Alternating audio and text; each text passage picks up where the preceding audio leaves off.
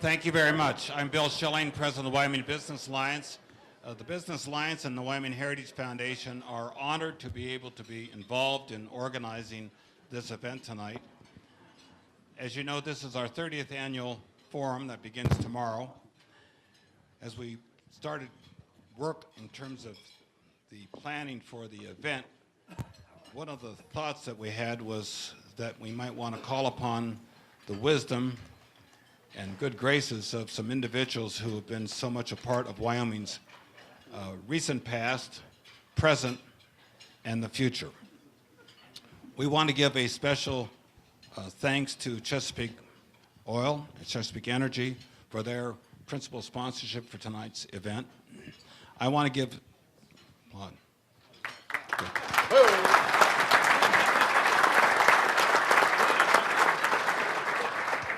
That's from Dave Bell, a very dear friend and also my chairman.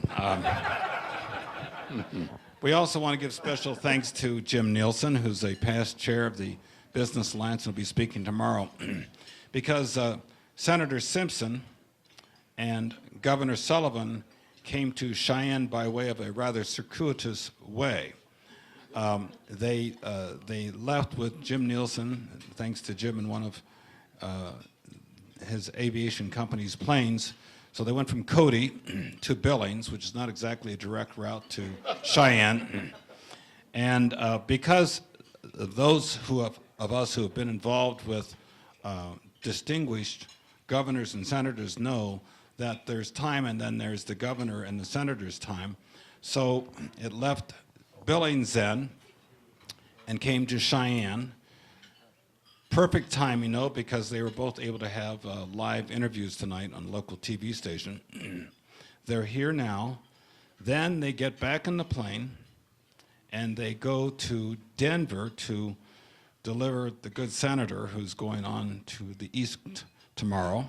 And then the plane takes Governor Sullivan back to Billings. And then the plane goes to Cody after that. At least I think that's the plan. Now, I do think, Jim, also that the plane then comes back to get you on Friday. Is that correct? You're hoping so. Okay, good. So we're particularly pleased to have Bob Price as our moderator and MC for tonight's event with Town Square Media. Bob did a great job, as I think many of you remember, last year in interviewing Herb Allen, who has a ranch outside of Cody and did a great presentation for us. So with that, please welcome our panel, and please welcome Bob Price as our moderator. Thank you. Thank you, Bill. In about 1982, this particular forum was a half day. In the middle 1990s, of course, it went, as most of you know, to 2 days with a number of very important national figures and personalities under the guidance of Bill Schilling. On this 30th anniversary, please give him a big round of applause for him.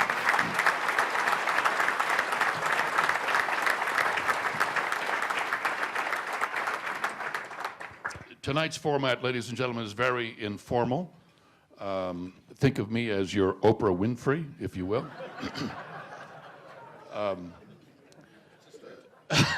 Yes. Governor Mike and also Al Simpson might have some opening comments, as I understand. And we can do that right now. Is that okay with you, Senator? Well, I think that would be perfectly appropriate. All right. Yes, thank you so much. Ladies and gentlemen, Senator Al Simpson, in case you didn't see it.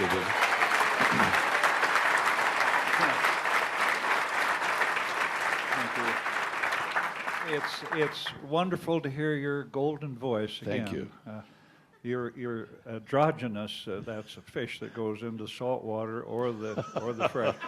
Because you've done Sullivan's stuff and you've done mine. That's exactly right. The Mead's too. Did you just? I mean, it's really appalling. Whoever paid top dollar, remember? That's right.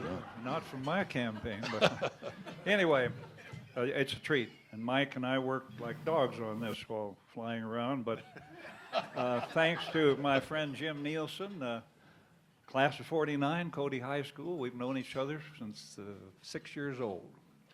and he's a very dear friend. Hi-oh.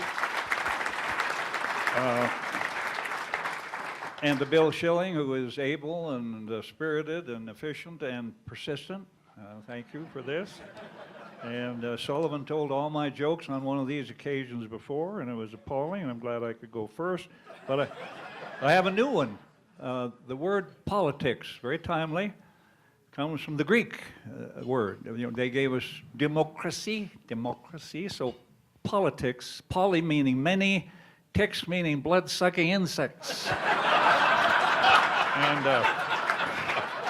so there's a new one for you, Sullivan. There are no new ones from you. Wait a minute, we were given 5 minutes here. I won't do that. It was a rare treat to do this years ago. This started the year I was elected, 78, and I think I came, Harry Roberts was running the shop, and it was a great thing, and it still is, and then Erskine and I came back a few years ago. But the pleasure of Wyoming was serving with, you know, tremendous people. Giants, both parties, Herschler, Wallop, Sullivan, Cheney, Thomas, Geringer, Cuban, they all, you know, all of us together, always doing something for the state. And I was elected with Dick Cheney when Ed was governor, and there are many successes to relate and a few vivid failures, but we always worked for the same goal, and that was work for Wyoming, make it work. And we didn't get into social issues or how did you feel about abortion or gays or lesbians. Those were private things. Hi-oh.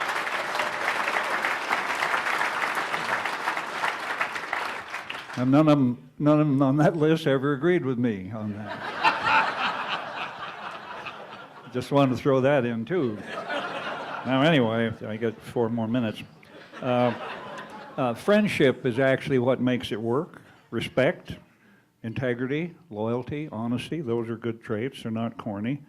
Mike and Jane and Ann and I have shared much together, as well as Jim and his dear wife Ann. And we worked on many things. Kern River, Mike was heavy on that. Underground easements with the Trona industry, that's another story. This guy, Mike Sullivan, is a warm, wise, and witty guy, and I know that, with a powerful drive and energy that he has used not only as governor, but as ambassador to Ireland. He has special gifts. Just a second, don't pick that up. I won't. Well, 2 more minutes. Don't stop now, Al. No, no. But you ran against my brother, you bastard. So,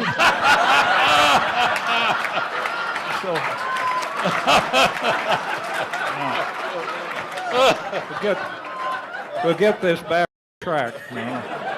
Just a few more notes here. Cheney and Wallop and I were the Wyoming delegation for 10 years. And once every couple of weeks, we called Ed Herschler to say, what can we do for you or what can you do for us? Same with Mike. When he came on, how are we doing? What can we do for you? Can we do anything? Contact, tough issues, and we used compromise. Today, the sadness is the word compromise means wimp. And I can tell you, if you can't learn to compromise an issue without compromising yourself, you sure as hell don't want to be in a legislature and you don't want to get married. I think that takes care of that. And finally, no, wait, I had something on the back of that, but it's 1 more minute. But we worked hard, played hard. This is page 4 of the 5. But the worst one of all, Mike and I, we went to the Holiday Bowl together with Jane and Mike. And it was the most miserable game. It was Oklahoma State and Barry Sanders. And the score was 63-13 or something. It was cold, and there weren't many Wyoming fans left, so one of us, I can't remember, said, let's get the hell out of here. We rose, and a little knot of well-oiled Polk fans looked up and said, the rats are sinking, the rats are leaving the ship, the rats. And we sat back down and suffered through the whole damn thing. And I wanted to share that with you, and anyway, enough of that. I think we can just say it's an honor to be here. It's an honor to be with Mike and Matt. And his grandfather, Cliff, got me started in politics. He resigned an hour early, and Herschler appointed me to the U.S. Senate. Instead of being number 100, I was number 88. And it gave me a whole seniority position I never would have had without Cliff. And I think you're doing a great job. Hi-yo. So, that's it. I give up. Before we move to Governor Sullivan, Al, the Congress has become, as you well know, impossibly gridlocked and very politically polarized. Is that a problem here in Wyoming? But there's a second question for you. You three seem to be just the opposite.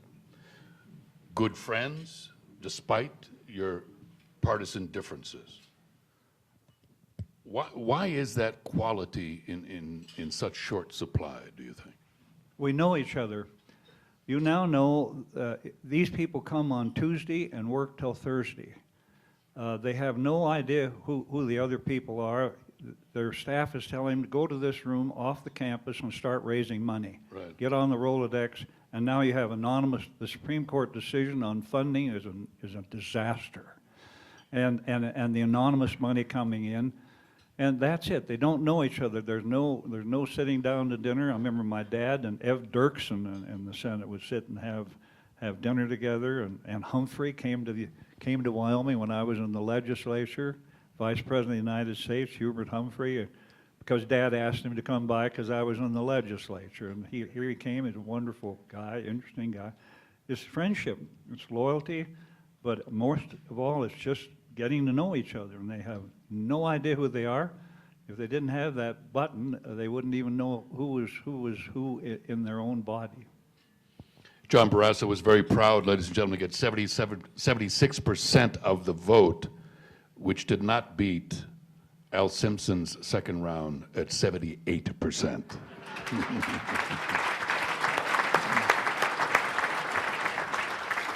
It kept dropping. Governor Mike Sullivan, please. Well, thank you all very much for being here, and congratulations to the Business Alliance or the Heritage Society, whatever it is now. I've lost track. For 30 years, I've had a love-hate relationship with this outfit for 20 of those years or 25 of those years, but I'm really proud to be here and pleased with what the Business Alliance has done over the years. Even we've associated from time to time in doing that. Congratulations to Bill Schilling for hanging in all those years, and to you for hanging in with him.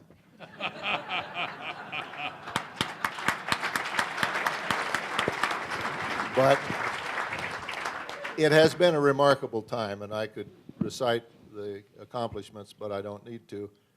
But I would say that I think Leadership Wyoming is certainly one of the really great things that has happened to this state to bring it closer together at a younger level. And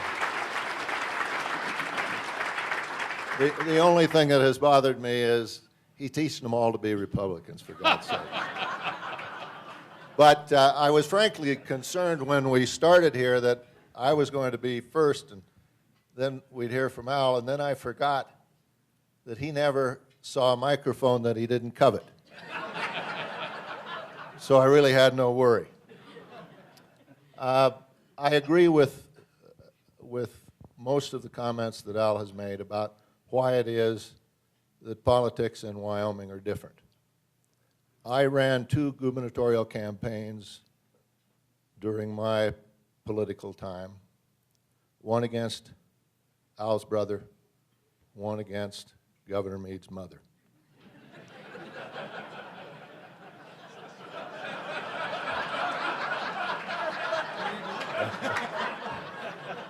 And the point is that we finished both of those campaigns. We started as friends. We finished the campaigns as better friends than we started.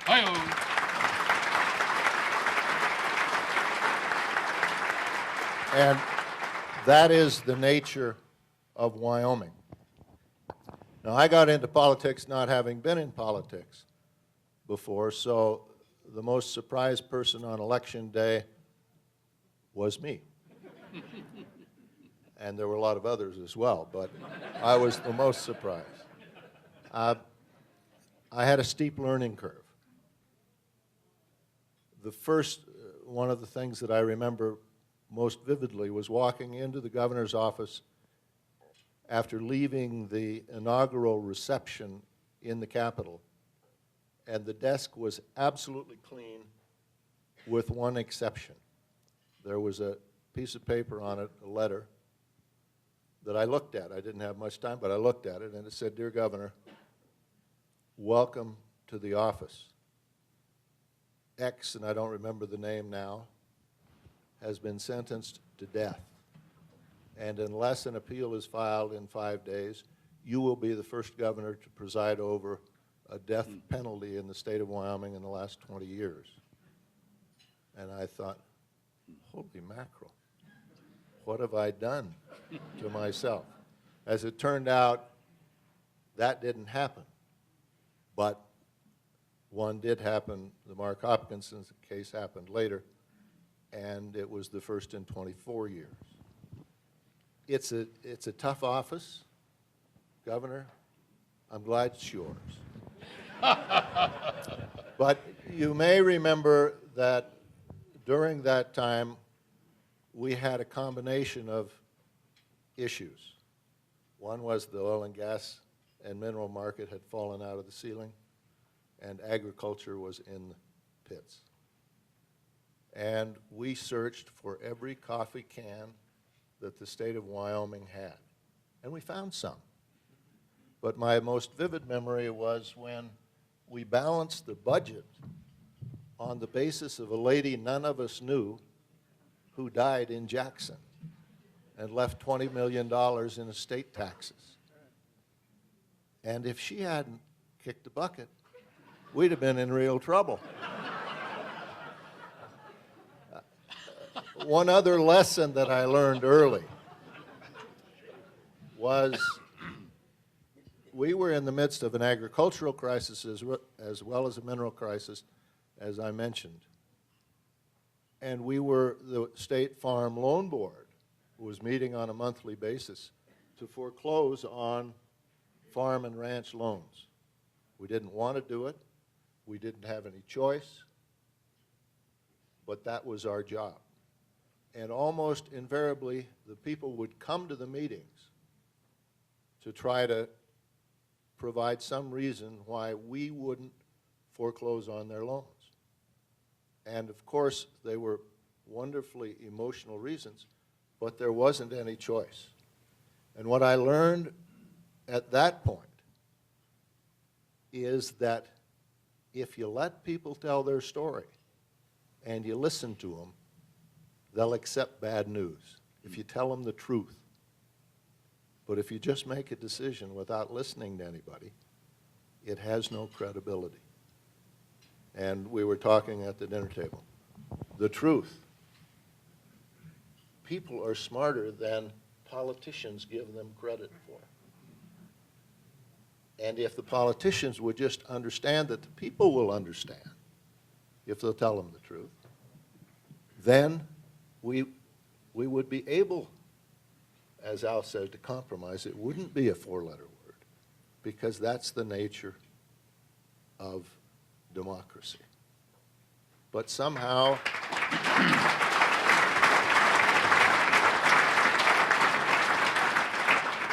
so in order to try to maintain my 5 minutes, I'm just going to mention a couple of other things.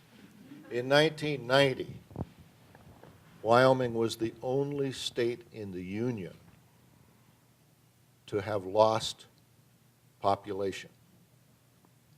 And to show how times have changed, I was going off over the Christmas vacation to duck hunt or goose hunt with my son.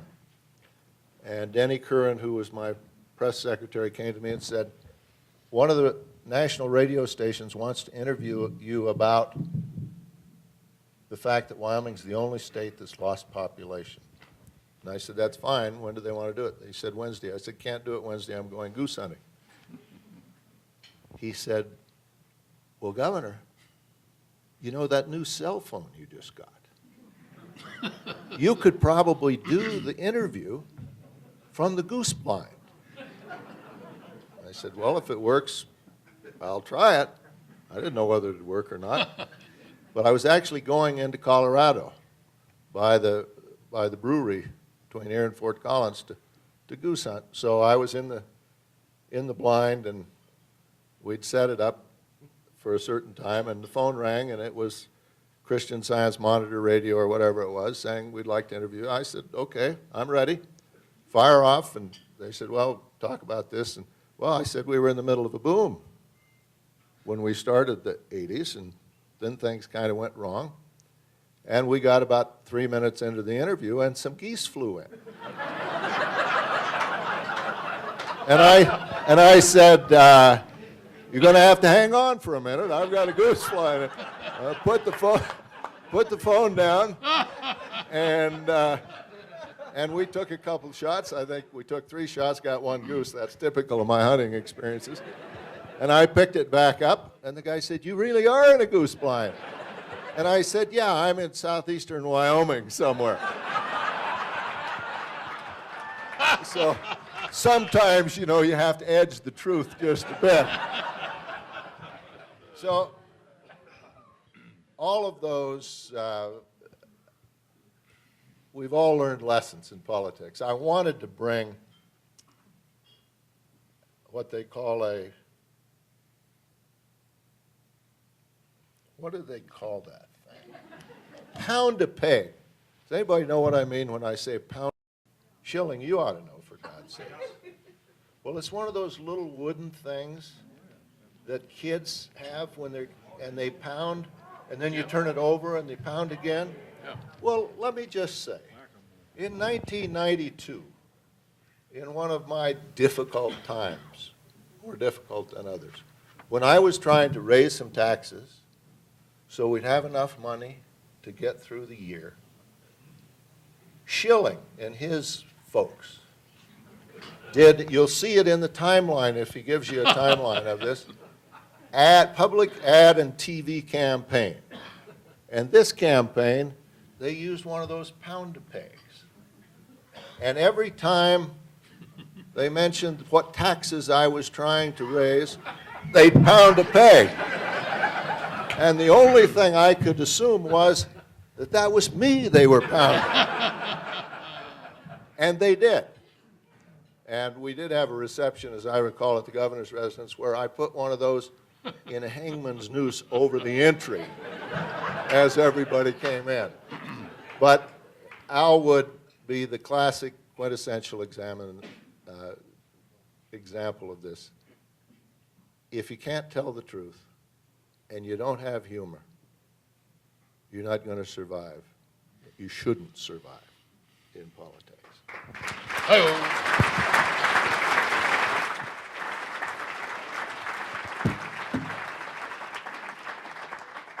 Before we go to the good governor, Al and Mike, like many of the red states, things have become more conservative.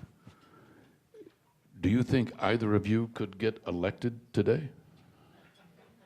I can tell you without question that if I had to go before the 63-member Central Committee of the state Republican Party, they wouldn't put me on the ballot. Because I believe that abortion is a terrible thing. Let's all admit that. I don't see anybody running around with a sign that says, have one of these. But it's a deeply intimate and personal decision. And I don't think men legislators should even vote on it. Now that'll get you in a lot of trouble. We all have somebody we know who's gay or lesbian. What is that about? I had a cousin who won the Silver Star in World War II who was gay. We all know someone who's gay or lesbian that we care about or love. What is that about? That's it. They wouldn't have any part of me right now, but I could win I could get out in the state and I'd win because I worked my ass off. That's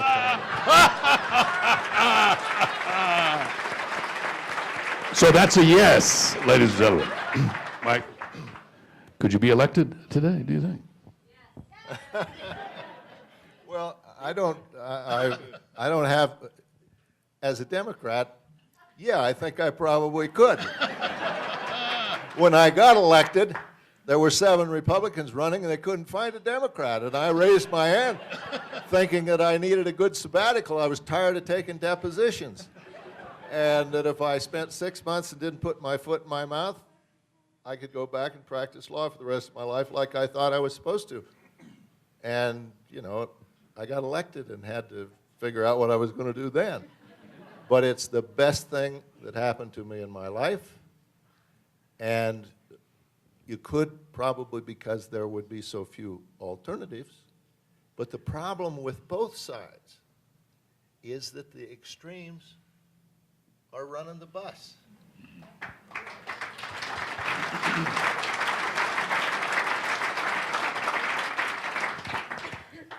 Governor Mead, I don't want to preempt your opening comments, but like Al, you come from a political family. Your grandfather was also a governor and a United States senator. And I'm sure, I'm positive he was an inspiration. Were there any lessons or tips that he gave to you? Well, yeah, there was lots of lessons and lots of tips. Most of them had to do with how you herd cattle. I don't know that he ever saw me in politics. But it's remarkable because, you know, growing up, I had so many opportunities for wonderful lessons. I remember Al coming over to the house, Granddad and Grammy's, and we'd have dinner, and we'd get to hear his story. Many stories, many stories. And the senator is quite colorful, as we know, but in the presence of my grandmother, he was not quite as colorful, usually. But, you know, it's a remarkable thing, and both of them mention it. And, you know, in my office, I have 2 pictures that, amongst others, but these 2 that I have there for a number of reasons. One is it's a picture when I was just in street clothes, but Governor Sullivan was in the picture, and Governor Hathaway, and Governor Geringer, and my grandfather, and it was a picture of former governors. And it reminds me of just what they're talking about in Wyoming. Whether we want to or not, we do know each other. And we know that the person you're running against today, you know, may be proposing to your daughter in 5 years. And you got to keep that in mind. And I'll go a step further. Let's think, you know, I ran against Senator Simpson's son. And I will tell you, one of the first phone calls, if not the first phone call I got on election night, was from Colin Simpson. And then next morning, Al and Ann woke me up and congratulated me. And that's the kind of thing that is done in Wyoming. And I'd also remark, you know, after my mom lost to Governor Sullivan, you know, as can happen, you have people who second guess how you run a campaign, and the Republicans were after my mom. And the guy that came to her defense, the strongest defense, was Governor Sullivan. And so I have learned lessons, certainly from my family, but I certainly have learned lessons from these 2 individuals and many other individuals who've been great role models for me in terms of what I do. The other picture I have in my office is a picture of Governor Sullivan and my mom dancing together while they were campaigning against each other. And it gets a little weird, really. Bravo. But I observed in that picture that I've got, Governor, is looks like my mom's doing all the dancing and you're standing. So it reminded me, to be governor, you don't actually have to know how to dance, which is a good thing. But it's an honor to be up here with these 2 individuals, and it's an honor to be here in front of this group to celebrate 30 years of tremendous success. Bill Schilling is persistent. He originally said, hey, can you give a few minutes of closing at this? And I said, sure. And then he said, can you sit up there with him? And I said, well, I'll sit down here. So I want to give these gentlemen the time to answer your questions, and I'll do a closing. I just wanted to say, It's a great privilege to be up here with these guys. Thank you. God bless.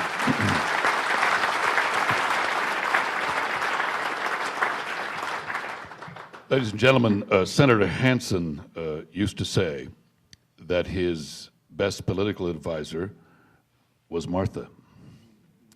I'd like to ask you all, and I'd like you to be honest, I know you would be, for some examples of where your wives gave you advice that bailed your ass out of trouble. Well, that happened. That did happen. But Martha and my mother, Lorna Simpson, were very much alike. They lived with two earthy, wonderful guys who loved wild tales and stories and a little whiskey. And they were beautiful and civil and genteel, and no one I know was more like my mother than Martha Hansen. And Mike's mother, Margaret, same kind of person. Knew them, heard his pa.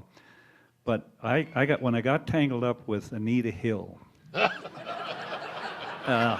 and Robert Bork, and I'm telling you, I went from the A list to the Z list in Washington. Hey, Simpson, you rotten picking on that poor professor. I said, well, I didn't pick on her. Specter was picking on her. I was just sitting there. And Hatch was picking on her. Well, anyway, it didn't work. I didn't. And then with Bork, I asked him the horrible question. I said, what would you do? How do you consider your role if you got on the Supreme Court? And he said it would be a feast, some kind of a legislative feast. Well, that didn't help me. But anyway, I'm going out the door, and I've got my foot in my mouth all over the city. And Ann stopped me, and she said, I'll come back here just a second. I said, look, I have to get out of here. I've got a meeting. And she said, just come back here. Come back. Stand right there. I mean, I've been married 58 years to this glorious woman. She said living with me was much like a religious experience, a living hell. And she said, I just want you to hear something clearly. I love you.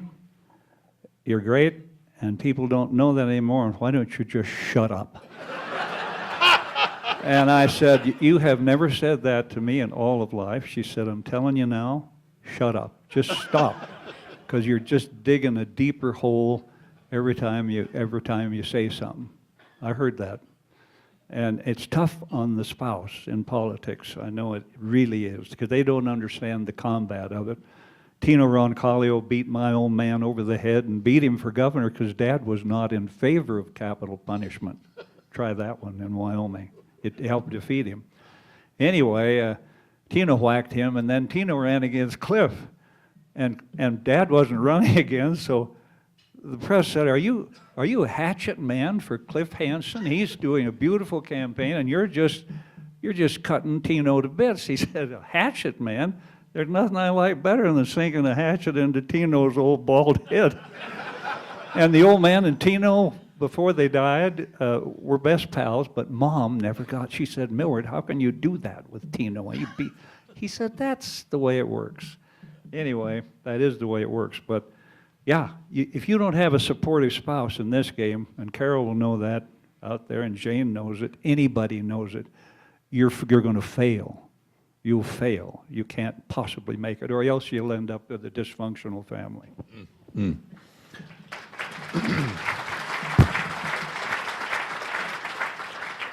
Jane gave you some good advice at times, I'm sure. You know Jane. Yeah. I would agree with Al, and I don't have quite the dramatic areas of mistake that Al has made that allowed his wife to give him very direct advice. But I think I go back to another one of his stories. Anybody knows in Wyoming, if you're going to be a successful politician, the first prerequisite is you have to have married up. And we all did. And the role that the spouse plays, in addition to the wonderful things that they individually end up doing because they're passionate about Wyoming just as we are, and about things that can help people in Wyoming, but particularly children. And Carol, I commend you for the efforts that you've made already.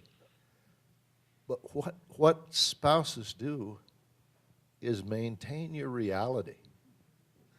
And if you don't have someone to tell you the truth and say, you know, that's the stupidest thing I've ever heard you consider, you're in real trouble. And I don't know how you would do it if you didn't have that kind of support and advice and criticism. From time to time, people have suggested, usually when Al's publishing a book, that I ought to write a book. And I don't think I'll ever write a book, but I did adopt a title for a book. And I think it answers your question. And the title would be, That's All Well and Good. Just don't forget out the garbage.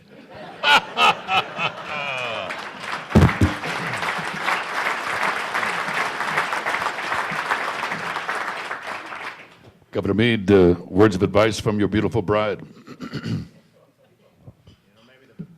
The best thing to do is have her come up. It's ongoing, actually, and probably get some tonight as well. You know, it's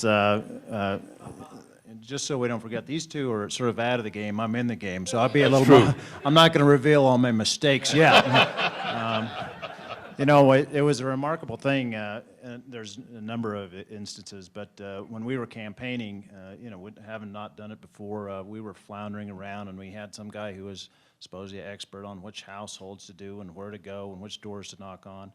And Carol came in the office in about 2 days, got us all lined out and said, just go out there, just start working. And she let us, and there's just a number of examples of where, without her sort of practical sense, we would have headed in another direction.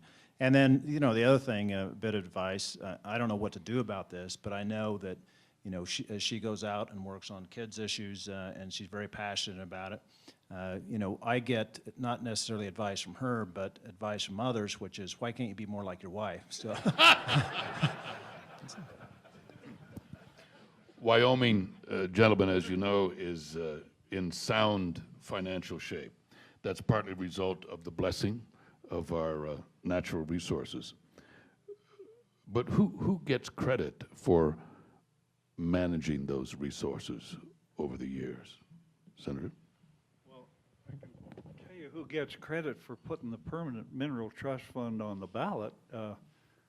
I was in the legislature, and Warren Morton and Tom Strook were both in the oil industry, oil and gas industry, and Warren came to I always stayed in an apartment here because when I wanted food, I just walked through the hitching post. And somebody would say, have you eaten? I'd say, no, I haven't.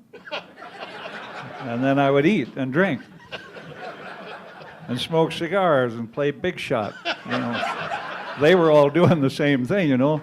If they didn't have an expense account, they'd have been down at Joe's lunch. Anyway, enough of that. Where the hell was I? Oh, yes, what was your question, Bob? Warren Morton and Tom Strook. Oh, yes. So yes. he came in and he said, you know something? We're in the oil and gas business, but when the oil and gas is gone, they'll be gone. It's very simple. And when the coal is gone, they'll be gone. I said, that sounds very logical.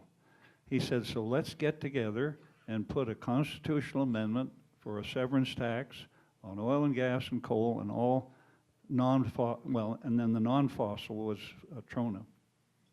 And we strung that together and got Democrats and Republicans alike and put that baby in and got it through the House and the Senate and got it out to the people in Wyoming. And what is there in there? $4.5 billion or something like that. And that, I can tell you, that was one of the greatest pleasures I had to do that. Not that we were fighting the industry or anything, but to see two guys in the business promoting that because they knew that would, but the handling of it is done by the legislature of Wyoming, and they do a good job. It's a conservative legislature. You're chairman of the appropriations committees of both the House and the Senate. The governor himself has said 8% cut, and telling them to do it because they know what to do. you don't just say 8% and step back. Just say to the department, the agencies, you know where the fat is. Quit kidding yourself and cut 8%.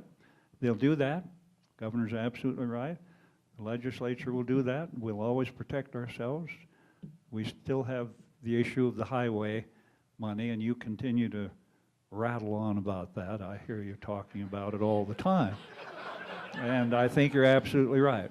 And that's 270 million bucks we're going to need, but they'll do it right. They always do. It's a wonderful group of people. Governor Mike? Well, I agree with Al as it relates to Tom and Warren and Stan Hathaway, who worked so hard to get that in. But I'd go a bit back further in history, and you know the Democrats do provide some benefit. Ernest Wilkerson ran against Stan Hathaway, and he's the one that proposed a severance tax. He was much too arrogant to get it through or to win the election, but he planted the idea, and it was a great idea, and it was taken up. And I'd have to credit our mineral resources and the people who produce those mineral resources. They've made us a blessed state. And then you have to credit the people of Wyoming who said, you guys pay the taxes, we don't want to.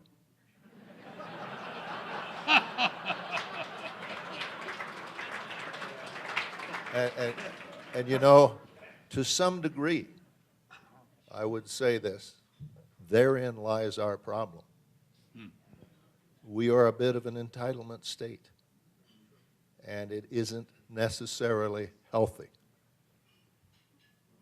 I'm going to quit there. Governor Mead? Well, I'll give you a current perspective. I certainly think I would echo what has been said, and I would also say, you know, the legislature, I think, does a very good job watching after that. You know, our collective savings in all the coffee cans in Wyoming are between $15 and $16 billion. And that's a remarkable thing for a state of 565,000 people. And I bet you can compare that to any other state in terms of population and savings, and we come out way on top. And so for the people in the mineral industry, for the leadership that saw the need for that many years ago, and then for the many legislatures and governors who have made sure that it stays on course, you know, we're all there. It's all credit. I think it's as I look at my budget now, you know, if you did not have that, we would be looking at, you know, Governor Sullivan, I hate to think about wishing a lot of people die, but I mean, there's just no way to we couldn't even begin to balance a budget without the mineral wealth that we've had. So, The back to your comment about Ernest Wilkerson. Republicans outnumber Democrats in Wyoming about 3-1. Has the Democratic Party ceased to be relevant in running government in Wyoming? I don't know about relevant, but I'll talk about relevance. Excuse me, yes. Let me just say before I answer that question, because I don't really want to answer the question, I want to toss one to Bob, who's the voice, you know, the voice. And he really ought to be the one up here being interviewed because he's worked both sides of the aisle and has been involved in many more campaigns than even Al, and has been really, really important to Wyoming. And I think we're fortunate to have him here and his contribution. Thank you. Now, what was your question? Yeah, what was the question? Yeah, sure. Well, let me just go back. I don't think it's in my position to say whether the Democratic Party is or should be. You all can see what's before you. But I would hearken back to the early days of the Wyoming legislature when the only Democrat was Thurman Arnold, who went on to Washington to become the greatest trust buster and Justice Department official that had ever hit the Justice Department, but he was the only, as I recall,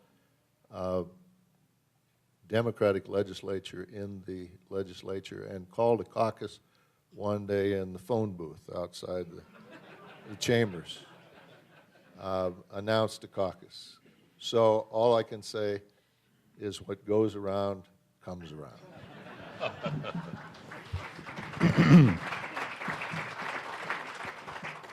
I'm wondering, Al, if your dad would recognize the political landscape in Wyoming and find you today about where it was in the days in the governor's office.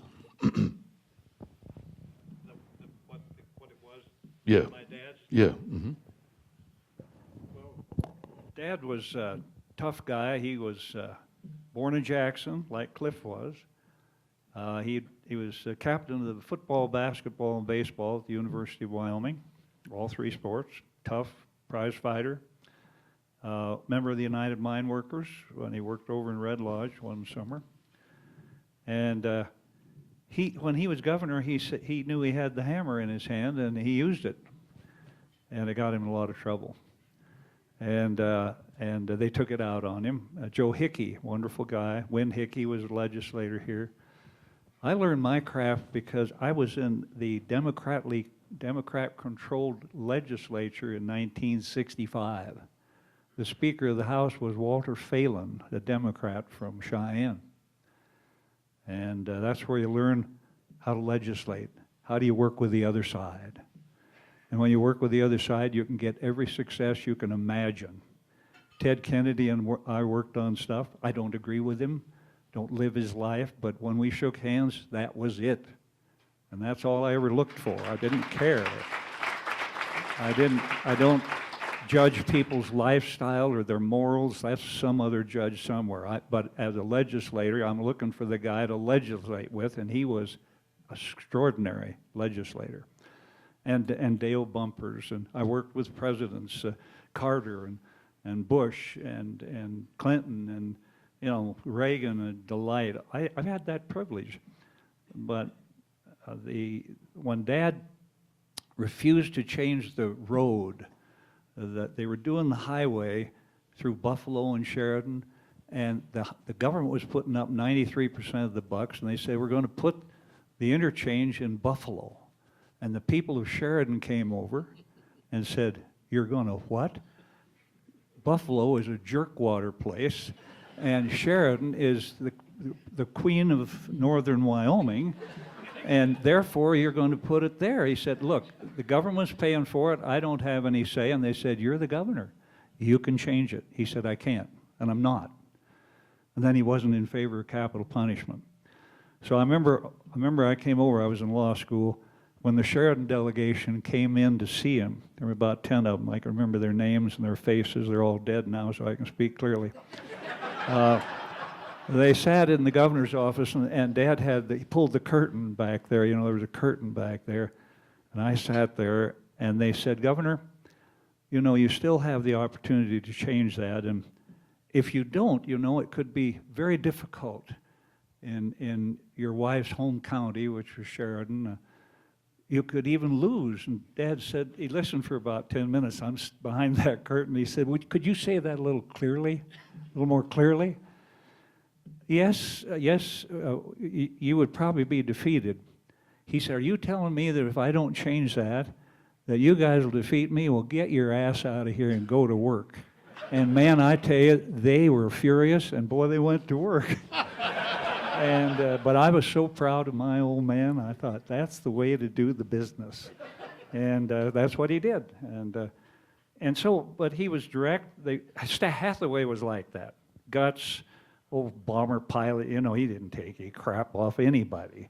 And Herschler, well, the worst day of Ed's was when they asked him to meet with a Japanese delegation.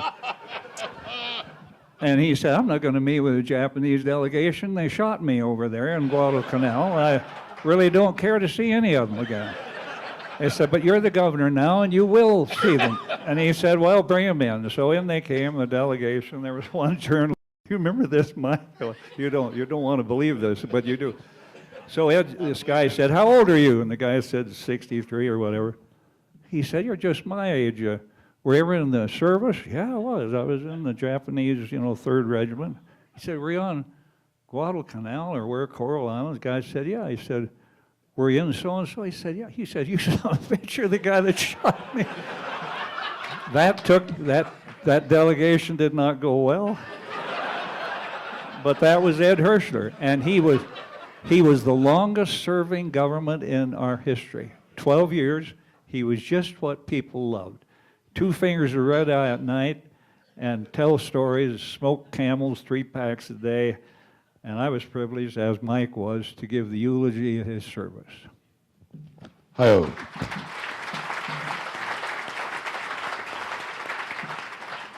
Since Al didn't answer your question, let me try to do it. The question was whether his dad You can't talk. would recognize the governor's office and its issues today. And I would just say, when I hadn't been in office more than 6 weeks, and Al sent me an article that his dad wrote while he was governor, which I carried around in my briefcase for the rest of my 8 years, which outlined the issues that he faced. And to the best of my memory, I'll recite them: education, economic development, mineral development, environmental considerations, and 1 or 2 others. And they weren't a bit different than the issues that I was addressing at that time, nor much different than the issues that Governor Mead is addressing today. It is Wyoming, and the issues have been much the same. I'd have to say the zeros have changed a bit in the budget. But the stresses and the strains are much the same.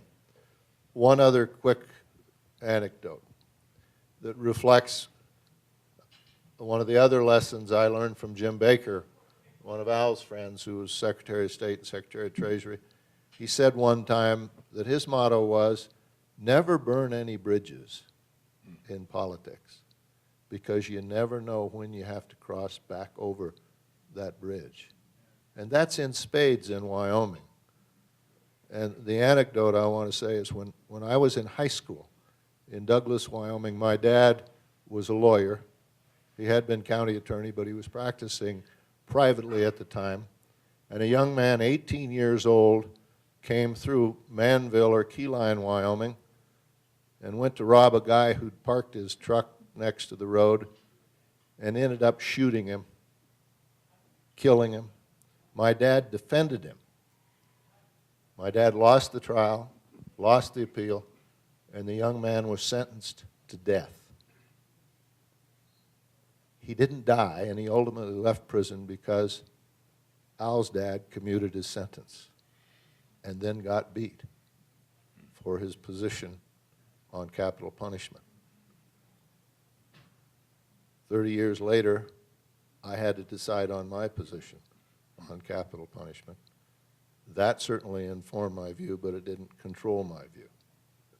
But the circles in Wyoming are so small and so continuous, just as they are in this room, that we should never forget that we're all in it together. Salud. Delivered. And he talked about keeping young people in Wyoming, economic development, minerals, the environment, and diversity of our economy. And I use that speech. I take captions out of it, and it's you change the dates, and it's still relevant today. And there is some people get frustrated on that, but to me there is some amount of comfort in knowing that this is Wyoming, and these are the issues that we need to deal with. And you can reach back in time and see how other governors addressed it, or members of the legislature addressed it.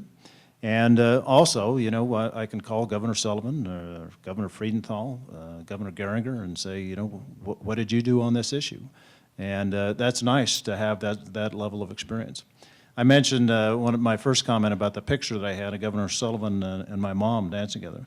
One of the other reasons I keep it there is just what Governor Sullivan was saying. It is a close community, and Governor Sullivan, I've reached out to him for advice, and he's given me advice.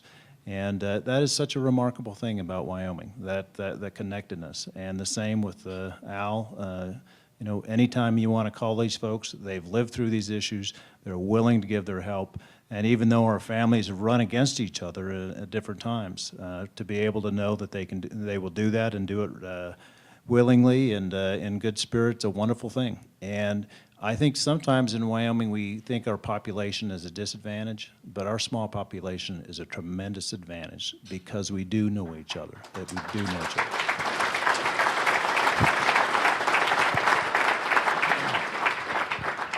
One final question. What bothers you most now about what politics in America has become, Senator?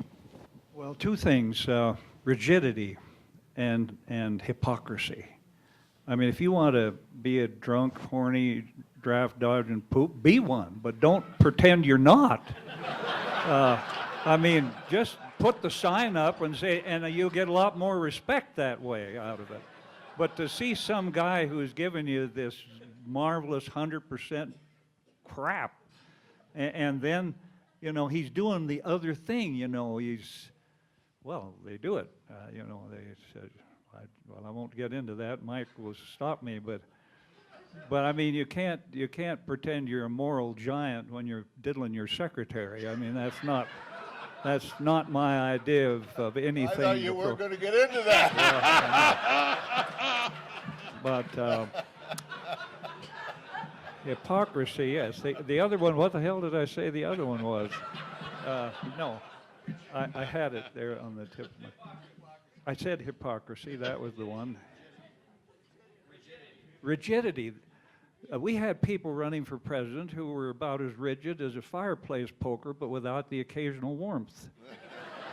Now, and these people are rigid on social issues. Now, you show me 100%er, and I'll show you a person with gas, ulcers, heartburn, and BO. Because 100%ers are seethers. I don't stay with the seethers, I stick with the seekers. And I don't like seethers. Let me tell you, there's a lot of hate in America. And this election, you know, there's still people up in Park County where Romney got 77% of the vote who are still in mourning. They have black draped on their homes. I said, get over it. Forget it. Well, they're not going to forget it. How do we get him out of there? There must be some way. We get the birth certificate, we'll find it yet. We don't know where that is. We'll find it. We have something there, and he fathered a child. Yeah, we'll find that somewhere. I mean, give it up. I stick with the old AA phrase. I could have easily been part of that at one time. If you can't forgive a person, it's like letting them live in your head rent-free. The other one is my mother used humor as the universal solvent against the abrasive elements of life. And those people who are 100%ers are absolutely humorless. And they think if you use humor that you are a silly, and then you can whip them to death. Because they don't understand anything funny or light or humorous, just dead serious, 100% principle, you know. And I love to get them, the Constitution, that's it, Simpson, you rotten. I said, the Constitution, isn't that amazing? It took them 3.5 months to do that. And you know what? They had to compromise every day. The Declaration of Independence, go look at the original copy in the Library of Congress. Here, Jefferson drafted it, presented it to these guys, and he wrote in the margin, finally, it's almost like, oh, whatever. Because inalienable. No, we don't like inalienable right. We like, no. Just that's the whole life of America is compromise. So stay away from the 100%ers and rigidity and people who want to impose not only their views upon you, but their religion. Governor Mike.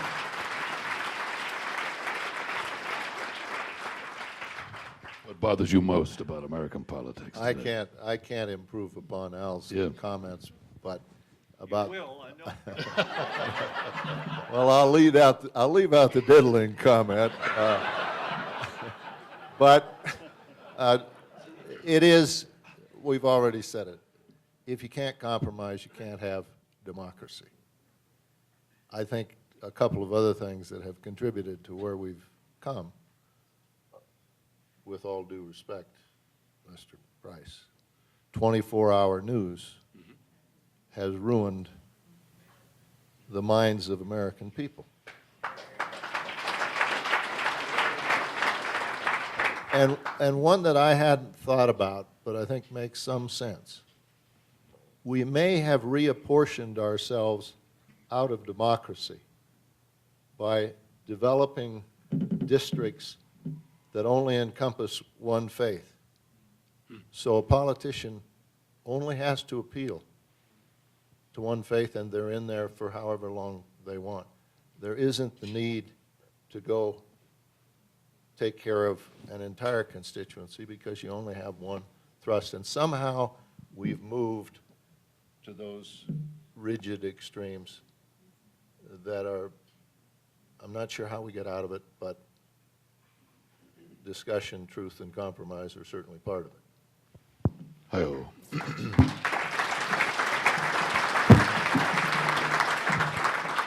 Well, again, I'll talk about the perspective. You know, we're a strongly Republican state, and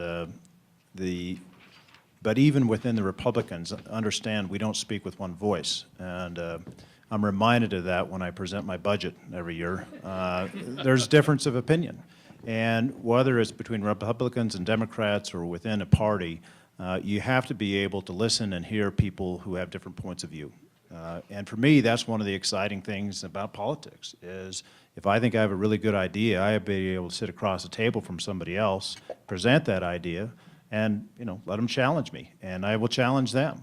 And what I don't like, what I see in politics is that sometimes it is difficult, and I'm not very good at it, to speak in sound bites. But some of the issues we have are not black and white. They take some thought, they take some work, and you have to work through that, and you have to have an ability to have an argument or debate about a complex subject without just saying, hey, that's a litmus test, you're over here or you're over here. It just doesn't work. As we work through healthcare issues, or we work through the issue on gas tax, Medicaid expansion, those are not 10-second sound bites. They're complex issues. And what frustrates me as I go through that is we're looking for sound bites. We're looking for that's good or that's bad. And we need that opportunity to have that debate. And if you have the best idea, then let's debate it.